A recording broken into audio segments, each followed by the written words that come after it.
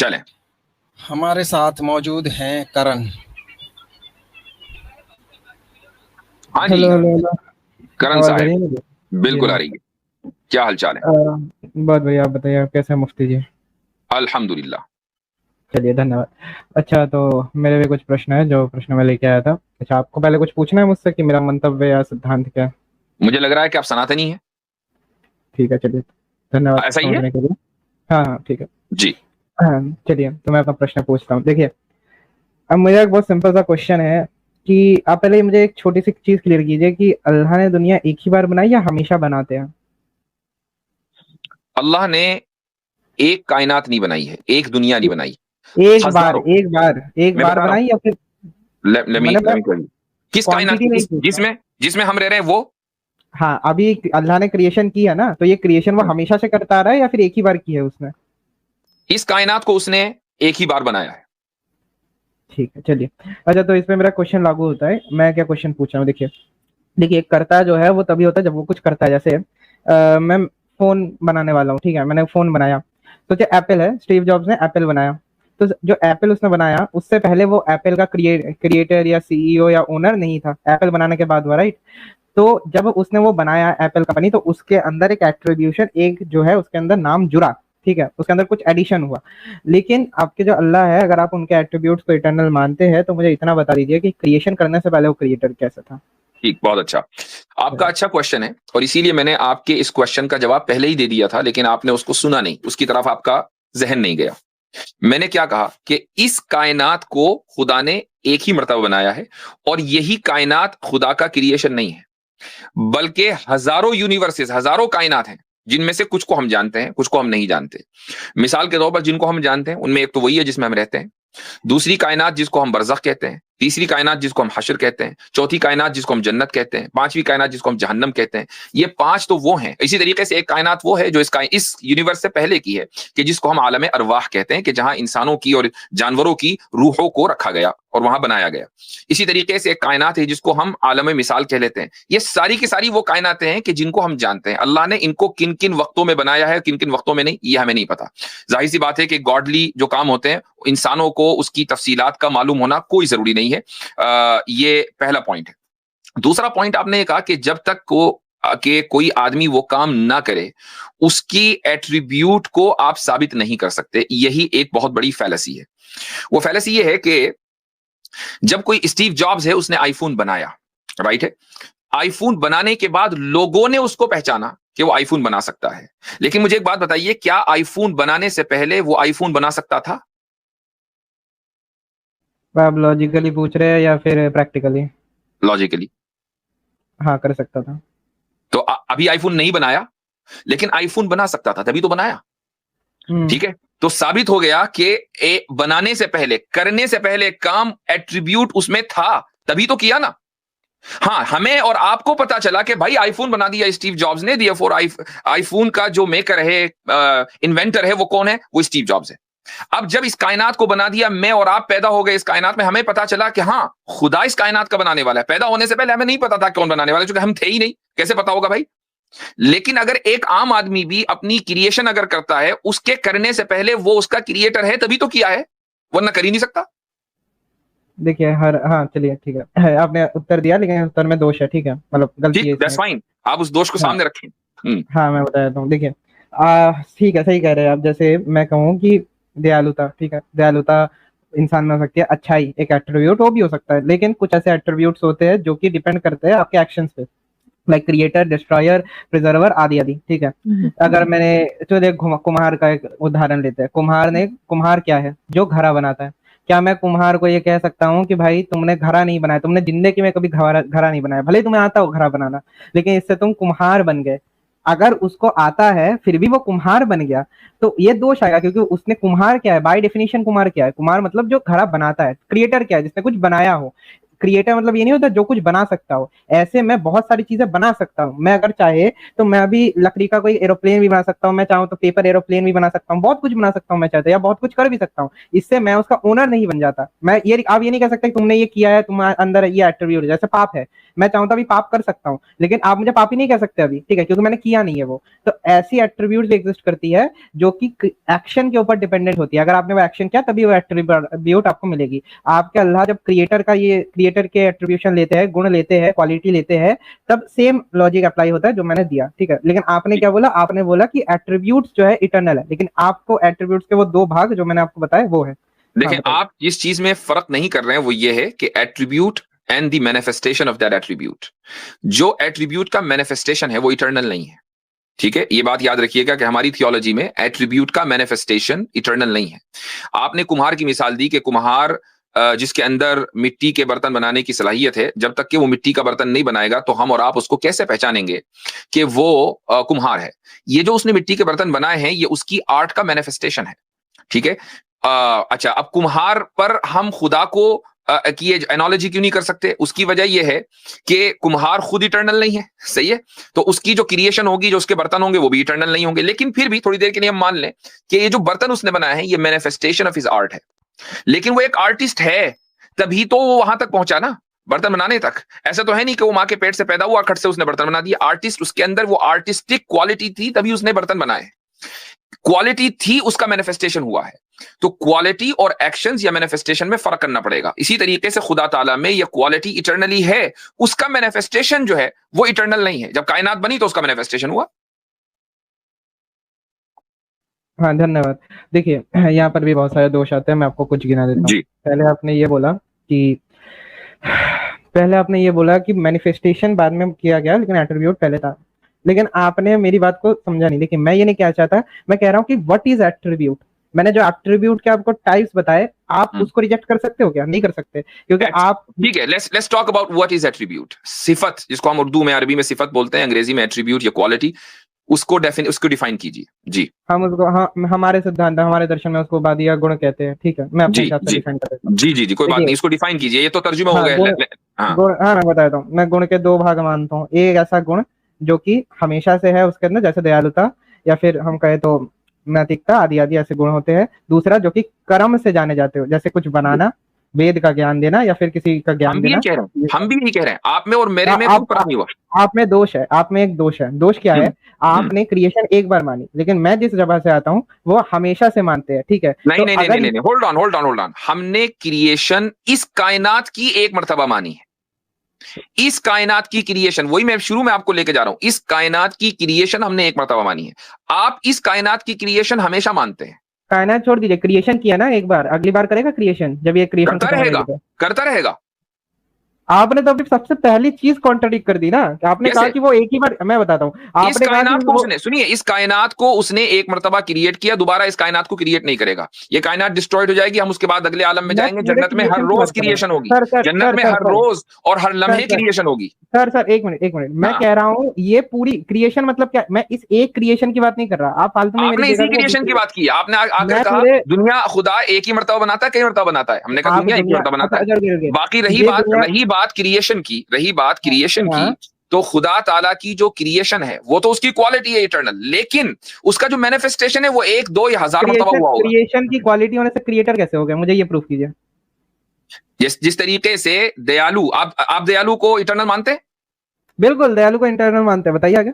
जब तक कि उसने किसी के ऊपर दया नहीं की तो कैसे मान लिया आपने वो दयालु है? कर तो रहा है, अभी कर रहा है ना, हमेशा से कर रहा है, अभी कर रहा है ना, वो हमेशा से कर रहा है। जब सृष्टि बनती है तब दया करता है। जब से सृष्टि बनी है ना, सृष्टि बनने से पहले वो दया कर रहा था। जब आप ये देखिए, ये यहाँ पर आती बात, मेरी इस सृष्टि में मैं मानता हूं कि मेरी ये जो सृष्टि है इससे पूर्व भी सृष्टि थी, सृष्टि बनने के बाद वो ज्ञान दे रहा है, लेकिन आप ये नहीं कह सकते कि सृष्टि बनने के पहले दयालु कैसे था? क्योंकि एक मिनट, मैं समझ गया कि आप ये मानते हैं, चूंकि सृष्टि हमेशा से है, लिहाजा वो उसका मैनिफेस्टेशन, उसकी दया का, चाहे वो रहम की सिफत हो, गजब की सिफत हो, या इसी तरीके से क्रिएशन की सिफत हो, उसका मैनिफेस्टेशन हमेशा से। हम ये कह रहे हैं कि उसके अंदर क्वालिटीज हैं, उसका मैनिफेस्टेशन इटर्नल नहीं है। तो That's the only difference. इससे उपाधि सिद्ध नहीं होती ना मेरे मुफ्ती जी, वही कह रहा हूँ मैं। देखिए मैं कह रहा हूँ मेरे और आपके नजदीक नहीं होती भाई। मैं और आप जब पहचानेंगे, जब हम उसके उस एक्शन को देखेंगे। अगर वो एक्शन देखने के लिए हम है ही नहीं तो हम नहीं पहचानेंगे। लेकिन उसके इसका मतलब ये नहीं कि वो मैनिफेस्टेशन नहीं है उसके अंदर। मैं मिसाल एक मिनट मैं मिसाल देता हूँ। होल्ड ऑन मैं एक मिसाल देता हूँ। मैं मिसाल देता हूँ। इस वक्त मैं एरोप्लेन उड़ाने की सिफत रखता हूँ, ठीक है। इस वक्त उड़ा नहीं रहा हूँ, उड़ाने की सिफत रखता हूँ। मेरे अंदर वो क्वालिटी है एज ए ह्यूमन बीइंग। पहले उड़ाया है, बताइए पहले उड़ाया आपने? नहीं मैं बिल्कुल, अगर मैं मान लीजिए एज अ ह्यूमन, मेरी जाहिर लिमिटेड कैपेसिटी है। वो लिमिटेड कैपेसिटी है कि मैं क्रिएटर नहीं हूं। I am not able to do everything what I want. लेकिन मैं एरोप्लेन उड़ाने की सिफत इस तरह रखता हूं कि मैं इंसान हूं, सीख कर ये काम कर सकता हूं, ठीक है। सीख कर ये काम कर सकता हूं। मैं लिमिटेड हूं, लेकिन खुदा अनलिमिटेड है, उसको सीखने की जरूरत नहीं है। लेकिन अगर मान लीजिए मेरे सीखे बगैर आप मुझे कह सकते हैं कि ये एरोप्लेन उड़ा सकता है, ठीक है, आप ये कह सकते हैं। इसी को हमारे यहाँ बोला जाता है, हमारे यहाँ क्या इस फिलॉसफी के अंदर बोला जाता है, अरबी में बता रहा हूँ, इंग्लिश में बता रहा हूँ। नंबर 1 बिलकुवा, जिसको हम बोलते हैं पैसिव क्वालिटी। नंबर 2 बिलफेल, जिसको हम बोलते हैं एक्टिव क्वालिटी। तो जब एक इंसान वो काम करने लगता है तो अब वो एक्टिवली उसकी वो एट्रीब्यूट हो गया। जब तक कि उसने वो काम नहीं किया लेकिन उसके अंदर करने की वो सलाहियत है, तो पैसिवली ही has that attribute. We all can fly the plane. हमारे अंदर वो पैसिव सलाहियत और सिफत है। एक्टिवली इसलिए नहीं है कि जो हम उड़ा नहीं रहे हैं। खुदा के अंदर जो सिफात हैं, जब उसने उसका मैनिफेस्टेशन नहीं किया हमें पता नहीं चला, लेकिन वो सिफात हमेशा से है, चूंकि वो क्रिएटर है, चूंकि वो he is a supreme being, he can do everything. उसके पास लिमिटेशन नहीं है, हमारे पास लिमिटेशन है। हाँ हो गया। हाँ मैं कह रहा हूँ कि अगर आपको शाहिद भाई प्लीज मुझे मुफ्ती साहब से बात करनी है। शाहिद भाई मुझे मुफ्ती साहब से थोड़ी बात करनी है। एक मिनट बोलने दीजिए जी तौहीद साहब। भाई ने जो यहाँ पे आके सबसे पहले मुकदमा रखा था, दो इन्होंने यहाँ पे बातें की। एक तो इन्होंने कहा कि कुमार तभी कुमार कहलाएगा जब वो घड़ा बनाएगा। बिल्कुल वो तभी कुमार कहलाएगा। लेकिन यहाँ पे खुदा के हुनर की बात नहीं हो रही, बल्कि उसकी कुदरत की बात हो रही है। बिल्कुल कुम्हार के अंदर कुदरत है किसी चीज को करने की, चाहे वो घड़ा बनाए तभी वो कुम्हार कहलाएगा। लेकिन उसके अंदर कुदरत मौजूद है चलने की? क्या उसके अंदर कुदरत मौजूद है बोलने की? क्या उसके अंदर कुदरत मौजूद है हर काम को करने की? जब उसके अंदर किसी काम को करने की कुदरत है तो इसका मतलब वो कुदरत रखता है, यानी कि वो क्रिएशन कर सकता है। ये तो हो गई कुमार की बात। हाँ, इससे वही बात है। और अभी थोड़ी देर पहले शायद इन्हीं से या राजू से किससे बात हुई थी, स्टीव जॉब्स ने आईफोन बनाया, लेकिन वो बना सकता था तभी बनाया ना, क्वालिटी थी उसके अंदर। प्रैक्टिकली वो भी इम्परफेक्ट होगा। प्रैक्टिकल की बात नहीं हो रही है, लॉजिकल की बात हो रही है जी। तो और अगर आपको आपका जो लॉजिकल फैलेसी है ना आपके रिलीजन में, आर्य समाज में, वो ये है कि आप खुदा को अपने जैसा समझते हैं। जिस तरह आप में लिमिटेशन है, आप समझते हैं कि खुदा के अंदर भी वही लिमिटेशन होगी। देयरफॉर आप खुदा के काम को साइंस की बुनियाद के ऊपर जांचने की कोशिश करते हैं। यही आपके मजहब की सबसे बड़ी कमी है। अच्छा चलिए आप थोड़ी देर बोलिए। करण भाई आप बिल्कुल बोलिएगा। आपने जो दूसरी बात यहाँ पे की कि आपका परमेश्वर पहले से ही दयालु था। अगर आप आर्य समाज से हैं पहले ये बता दीजिए। हमेशा से आर्य समाज से ही है जी। ठीक है, आर्य समाज से हैं। जब ये प्रकृति रजस तमस और सत्व गुण में मौजूद थी, यानी कि मूल प्रकृति थी, जीव आत्मा थी, उस टाइम क्या परमेश्वर दयालु था? उससे पहले था, हमेशा से था। नहीं, किस पे दया दिखाई? जब मूल अवस्था से मेरे भाई देखो, मैं तुमको बता रहा हूँ। तौहीद भाई रुको, मेरे को उत्तर देने दो। बहुत बढ़िया सवाल था, लेकिन आपने एक चीज मिस कर दी। एक बात बताइए, मूल अवस्था से अव्यक्त अवस्था से व्यक्त अवस्था में आने की जो ये प्रक्रिया है, ये अनंतर है या ये नैमित्तिक है? क्या मुझे आप मेरे सवाल का जवाब दीजिए, सवाल मुझसे बाद में कीजिएगा। जब आपको सिद्धांत भी नहीं समझ आया, आपको मेरा लॉजिक नहीं समझ आया, प्लस आपको सिद्धांत भी नहीं समझ आता है समाज का। मैं क्या कह रहा हूँ कि पहले तो आपने क्वेश्चन घुमा दिया मेरे ऊपर, कोई दिक्कत नहीं है। अगर आपको मुझसे आंसर चाहिए वो मिल जाएगा। आपने तौहीद भाई, मैंने आपको इतनी देर, आप इतनी देर तक बोल रहे हो, मुझे तो बोलने दो तौहीद भाई। मैं कब बोलेंगे भाई? तौहीद तो बोले ही नहीं है। अभी तो चुप था, अभी तो चुप था। सवाल तो आप जवाब नहीं दे रहे। आप ये बताएं, मेरे सवाल का मेरा सवाल कर दिया ना। तो भाई देखें, ऐसी बात नहीं करते यार, ऐसी बात। अच्छा आप बोलिए, कृपया करके बोलिए। जब प्रकृति मूल अवस्था में थी और जब जीव आत्मा प्रकृति का भोग नहीं कर रही थी, उस टाइम परमेश्वर दयालु था। तो उसने दयालुता कहाँ दिखाई थी? क्योंकि प्रकृति भी इटरनल है, मूल प्रकृति इटरनल है और जीव आत्मा भी इटरनल है, परमेश्वर भी इटरनल है। इसका जवाब दीजिए। इससे मेरे सिद्धांत का खंडन कैसे हुआ? व्याप्ति लगाइए इस पे। आपने कहा ना वो दयालु है, दयालु तभी होगा आपके क्राइटेरिया के हाँ तो हिसाब दया से। कर चुका है कोई ना मूल अवस्था में, सुनिए कब- प्रलय काल में मूल अवस्था में जाती है ना, प्रलय काल में मूल अवस्था में जाती है, तो प्रलय प्रलय काल में काल तो उसको मूल कहते हैं, वो भाई प्रलय काल में कोई दया नहीं हुई, तभी तो वो भिन्न भिन्न थे। नहीं, अरे प्रलय काल से पहले तो व्यक्त अवस्था में थी ना भाई प्रकृति। वो तो भिन्न भिन्न थे ना, उस टाइम तो नहीं थे। कौन दया भिन्न भिन्न उससे था? पहले कहा अरे भाई मैं क्या कह रहा हूँ, मैं ये नहीं कह रहा कि भिन्न था। रुकिए रुकिए, मेरे को समझा लेने दीजिए। आपको हिंदी आती है ना, मतलब आर्य समाज की जबान आती है ना? मैं आपको बहुत सिंपली अच्छे से एक्सप्लेन करूँ। आती है। आप मुझे हाँ ठीक सिंपल है, सा जवाब दीजिए, ठीक जब ठीक है मूल ठीक है ठीक है, प्रकृति आपको और मैं बताया था। जीवात्मा भिन्न भिन्न थे, जब मूल हाँ हाँ प्रकृति जीवात्मा भिन्न भिन्न थे, परमेश्वर ने दया किस पे दिखाई, कहाँ पे दया दिखाई? आत्मा पे दिखाई, आत्मा पे दिखाई, व्यक्त स्वरूप में लाके शरीर बना के। वो तो उससे पहले नहीं थी ना। क्या हाँ इटर्नल बिल्कुल थी, मानते किसे हैं का आप? नहीं थी। अच्छा रुको रुको, क्या मूल आप मूल इटर्नल मानते प्रकृति हैं का प्रकृति सुनिए को? सुनिए, रुकिए रुकिए, भाई अरे आप इस भाई, जीवात्मा अरे सहित तौहीद प्रकृति को तौहीद इटर्नल भाई, मानते हैं? तौहीद भाई, अरे देखिए यार, ऐसे तौहीद बात भाई, नहीं होती, बात सुन अरे लीजिए। मुझे बोले, अरे जवाब दे रहा हूँ भाई, जवाब तो सुन नहीं लो नहीं, भाई। आप बात नहीं सुन रहे, आप बात नहीं सुन रहे। मैं ये कह रहा अरे हूँ, जब आप बिल्कुल कह सुन रहे रहा हैं हूँ, कि दया आप मेरी दिखाई, बात नहीं सुन रहे, अजीब मेरी आदमी बात है नहीं भाई। समझा। देखिए ऐसा है, करण करण करण नाम है आपका? हाँ, बोलने दे। एक वक्त में उन्होंने आपसे एक सिंपल सवाल किया, और हाँ वो ठीक है, सवाल को मैं सवाल को उसको थोड़ा सा रिफ्रेश भी कर दूं कि अगर, मुफ्ती साहब, भाई मुझे तो मुफ्ती बोलने साहब, दो यार, अरे मुझे तो हाँ, बोलने दो, इस्लाम इस्लाम का सवाल का क्या हुआ? मेरे जो इस्लाम का सवाल था। मुझे तो जवाब देने दो। या हाँ ठीक है, वो आपको सवालात अच्छे नहीं लगते? हाँ लगते हैं भाई, बिल्कुल लगते सवाल तो हैं तो फिर पूछने सवाल चाहिए। कर लेने दें। सिंपल सी बात है कि अगर खुदा के अंदर कोई एट्रीब्यूट है और वो इटर्नल है, तो फिर हमेशा हमेश उस एट्रीब्यूट का होना जरूरी है। तो अगर कोई काल ऐसा है कि जिसमें थोड़ी देर के लिए भी खुदा के अंदर दया नहीं है, तो फिर वो इटर्नल नहीं है। That is his point. सही कह रहा हूं मैं तौहीद साहब? हाँ ये तो तौहीद साहब, क्या मैंने बात सही कही? जी हजरत, आपने बिल्कुल ये अब बहुत मुझे बढ़िया। आप बताएं, अब मुझे आप हाँ बताएं कि बिल्कुल अगर, बिल्कुल, अब अगर इसमें मुझे इसमें आप बहुत बढ़िया बताएं उत्तर कि है। उस काल में अगर कोई वक्त ऐसा गुजरा जब कुछ नहीं था, तो एट दैट वेरी मोमेंट क्या खुदा दयालु था? आ जाइए, ठीक है चलिए। व्हाट इज दयालु? पहले ये देखिए, दयालुता, मैं कह रहा हूँ कि ईश्वर दयालु इसलिए है क्योंकि वो दया दिखाता है, इसलिए नहीं है कि हमेशा भाई हमें अरे इटर्नल का असल में मतलब ही ये है कि इटर्नल का मतलब ही ये है कि वो हमेशा करता है काम, आपकी डेफिनेशन के एतबार से। नहीं नहीं नहीं, ना ना ना, मेरी डेफिनेशन आपकी को गलत ले लिया डेफिनेशन के आपने। एतबार से ना ना इटर्नल ना, का मतलब है हमेशा करना, क्रिएटर का मतलब है हमेशा क्रिएट करना, तो दयालु का मतलब है हमेशा दिया दिखाना। दिया फॉर उस काल में उसने दिया क्यों नहीं दिखाई उस खास मोमेंट में, जबकि हो वो गया ना, हमेशा आपको कहा दयालु भी है? है हजरत, इन्होंने अरे कहा बोल भी है कि लेने तो हमेशा दो से भाई, दयालु है, हाँ हमेशा से बोल तो दयालु लेने है, दो, इन्होंने कहा। अरे बोलने तो दो भाई, बोलने तो दो जी मुफ्ती जी, जी। हो गया काम अरे अरे जी। अरे रुक तो जाइए, मेरी बात होता सुनिए। होता यह है कि आप लोग आते हैं और जैसे ही हमारी तरफ से सवाल जाता है तो बोलने नहीं देते। अभी हजरत बोलने नहीं दे रहे थे, लेकिन मैं अपनी जी बात वाजे कर दूं। जी आर्य समाज का कॉन्सेप्ट ये है कि एक काल ऐसा है शुरू में कि जहां पे प्रकृति अलग है और जीव आत्मा अलग है और परमेश्वर अलग है। जीव आत्मा की इच्छा होती है कि वो किसी चीज का भोग करे, उसके अंदर ये इच्छा होती है कि वो भोग करे, तो परमेश्वर उन दोनों को मिला देता है, क्योंकि प्रकृति तो निर्जीव है, उस पर कोई वो नहीं है, मतलब वो कॉन्शियसनेस अनकॉन्शियसनेस है। तो जब जीव आत्मा को ये इच्छा होती है कि वो भोग करे, तो परमेश्वर उस पर दया दिखाता है और उसको जो है वो प्रकृति मिला देता है, यानी कि उसको एक भोगने के लिए शरीर दे देता है, जैसे हमारी आत्मा हमारा शरीर। तो लेकिन उससे पहले वो अलग अलग थे, तीनों अलग अलग अवस्था में पड़े हुए थे। तो जो उस अवस्था में था जब वो अलग अलग थे, तो उस टाइम तो परमेश्वर ने कोई दया नहीं दिखाई। जब जीव आत्मा ने इच्छा की तब जाके उसने दया दिखाई। राइट। और तो इनका उसकी आर्य इच्छा समाज का करने से सिद्धांत, पहले, यानी उस आत्मा की ख्वाहिश से पहले खुदा ने दया नहीं दिखाई, और वो है इटर्नल दयालु। तो फिर ये कैसे हुआ इटर्नल, जबकि उनके मुताबिक इटर्नल होने का मतलब ये कि वो हमेशा वो काम करता रहे। बिल्कुल।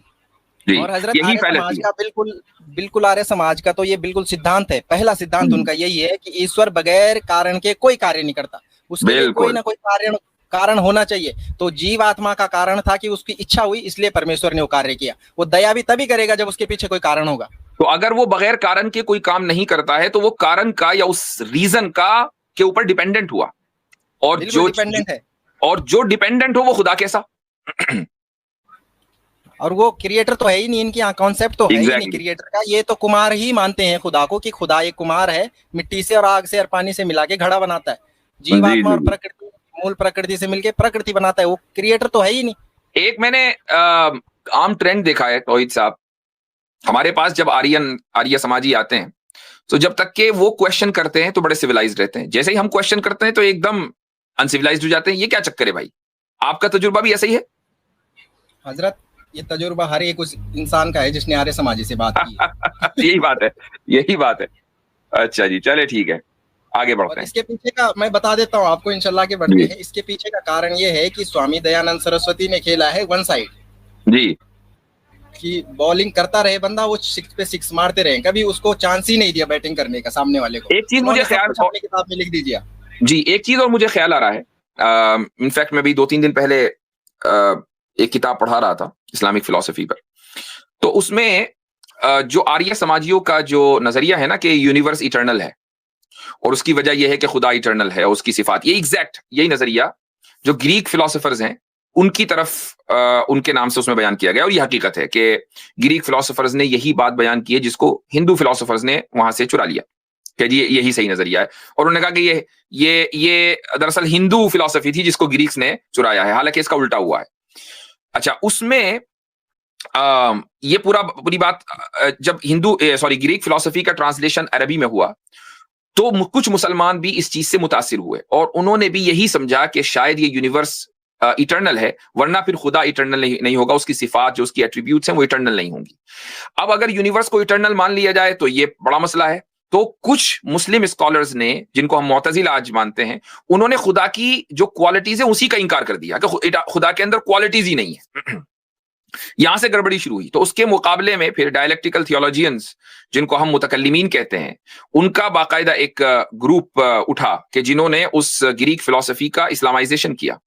और ये जो बात इन्होंने कही है कि सिफत के लिए जरूरी है कि या एट्रीब्यूट के लिए जरूरी है कि वो काम हमेशा होता रहे, बाकायदा इसको हमारे यहाँ जो इस्लामिक फिलॉसफी या इल्म कलाम है उसको 10-20 दलाइल के जरिए डिबंक किया गया है। और उसका कुछ असर आपने अभी देखा कि स्टीव जॉब्स के मामले में ये खुद मान रहे हैं कि भाई स्टीव जॉब्स आईफोन बनाने से पहले भी आईफोन बनाने वाला था। तो जब ये प्रॉब्लम है कि वो स्टीव जॉब्स को तो यह हक देते हैं कि उसके अंदर सिफत हो, लेकिन खुदा को ये सिफत नहीं देते। और उसकी बुनियादी वजह यह है कि जो मेन फैलसी आर्य समाज के अंदर पाई जाती है वो ये कि वो खुदा को अपने जैसा कोई आदमी इंसान समझते हैं कि जो लॉज और जो रूल्स खुदा पर एप्लीकेबल हैं, इंसान पर एप्लीकेबल है, वही लॉज और रूल्स खुदा के ऊपर भी अप्लाई करते हैं कि चूंकि ये काम हम नहीं कर सकते लिहाजा खुदा भी नहीं कर सकता। And that is a problem. जी चलें आगे। सबक फिर पढ़ सदाकत का, अदालत का, शुजाअत का, लिया जाएगा तुझसे काम दुनिया की इमामत का। सबक फिर पढ़ सदाकत